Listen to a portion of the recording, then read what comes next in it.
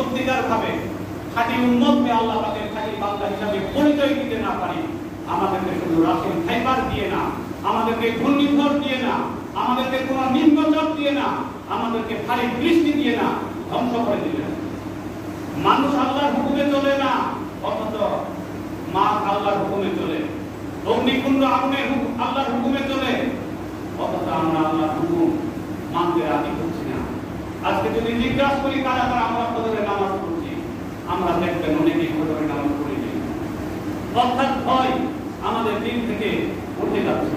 তো মুহররম মাস আমাদের সামনে আসছে, এমন একটি দিবস আসছে, আজকে যদি আমরা সেই দিবসটিকে কেন্দ্র করে এই মুহররমের শিক্ষা নিতে পারি, যে কাজী নজরুল ইসলাম কবির কণ্ঠে কণ্ঠিত হয়েছে যে আর সেই মুহররম মানি না, দেখ যায় মক্কিরা করন্দন জানি না। আসুন সেই মুহররম মাসে আমরা পেয়েছি, আমরা ভাগ্যবান। সেই দিবসটিকে যাতে করে আমরা সুন্দরভাবে যথাযথ মর্যাদায় আমরা অতিবাহিত করতে পারি, দুয়ার মাধ্যমে, দোয়ার মাধ্যমে, ইস্তেগফারের মাধ্যমে, আমলের মাধ্যমে আল্লাহ পাক আমাদেরকে তৌফিক দান করুন। সবাই বলেন আমিন। যত ইসলামের বড় বড় ঘটনা ঘটেছিল এই মুহররম মাসের 10 তারিখে ঘটেছে। অতএব আমরা দোয়া করব, আমরা তওবা করব, ইস্তেগফার পাঠ করব। পাশাপাশি তাই নয়, রাসূলুল্লাহ সাল্লাল্লাহু আলাইহি ওয়াসাল্লামের দৌহিত্র ইমাম হুসাইন রাদিয়াল্লাহু তাআলা আনহু পরিবার মিলে ৭২ জন সঙ্গীকে নিয়ে এই কারবালার প্রান্তরে শাহাদাত বরণ করেছেন। কেন করেছেন? কেন যুদ্ধে লিপ্ত হয়েছিলেন?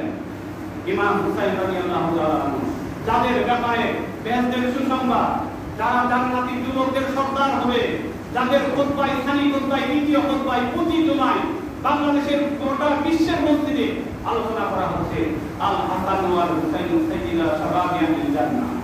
যারা যুবকদের সর্দার হবে, যারা যুবকদের নেতৃত্ব হবে, তারা এই মুহররম মাসের 10 তারিখে কারবালার প্রান্তরে কুরআন মনি দিয়ে শাহাদাত বরণ করেছেন সপরিবারে। ইচ্ছা করলে তারা আরাম-আয়েশে স্বাচ্ছন্দ্যে জীবন যাপন কাটাইতে পারতেন, তা করেন নাই। এই মুহররম মাস থেকে, এই ঘটনা থেকে, এই যুদ্ধ থেকে যদি আমরা সঠিক শিক্ষা নিয়ে আমরা আমাদের জীবনকে বাস্তবায়ন করতে পারি, আমাদের সমাজ পরিবর্তন হয়ে যাবে, আমাদের জাতি পরিবর্তন হয়ে যাবে, আমাদের দেশ পরিবর্তন হয়ে যাবে। আমরা কালিমা নিয়ে, ঈমান নিয়ে আমরা কবরে যেতে পারবো। আজকে সুপ্রিম কোর্টের দরজা বন্ধ, জজ কোর্টের দরজা বন্ধ, হাইকোর্টের দরজা বন্ধ, দেখবেন আল্লাহ তার দেশের সমস্ত দরজা আপনার আমার জন্য খুলে দিয়েছেন বলেন সুবহানাল্লাহ।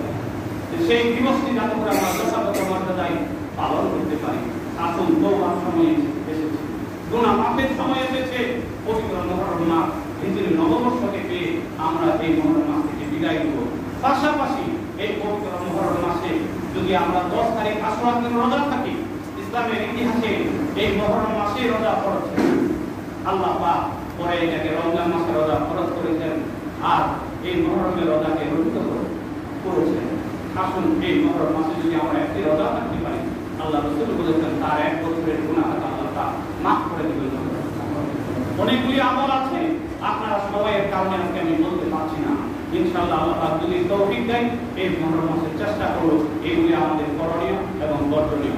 মুহররম মাসের 10 তারিখ রোজা থাকা, তওবা ইস্তেগফার পাঠ করা, আর একটা হাদিসে পাওয়া যাচ্ছে যে পরিবারকে নিয়ে যতটুকু সাধ্যমতো একটু খাওয়ার ব্যবস্থা করা, এটা যতটুকু পারেন। আপনারা দেখেছেন কি করবে এই মুহররম মাসের 10 তারিখে বড় বড় গান করা মোড়ক জামাইদেরকে দাওয়াত দিত আর পোলাও পাক করত।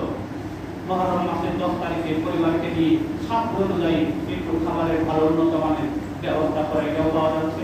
পাশাপাশি রোজা থাকা, 1 বছরের গুনাহ আল্লাহ পাক মাফ করে দিবেন। আর সবচেয়ে যে বিষয়টা হলো এখানে ত্যাগের শিক্ষা আমাদেরকে দিতে হবে। কি কারণে? রাসূলুল্লাহ সাল্লাল্লাহু আলাইহি ওয়াসাল্লামের দৌহিত্র ইমাম হাসান এবং হুসাইন রাদিয়াল্লাহু তাআলা আনহু সপরিবার কারবালার প্রান্তরে শাহাদাত বরণ করলেন। এই শাহাদাতের শিক্ষাটা যদি আমরা সঠিকভাবে নিতে পারি, তাহলে এই মুহররম মাসটা পাওয়া আমাদের জন্য সার্থক হবে।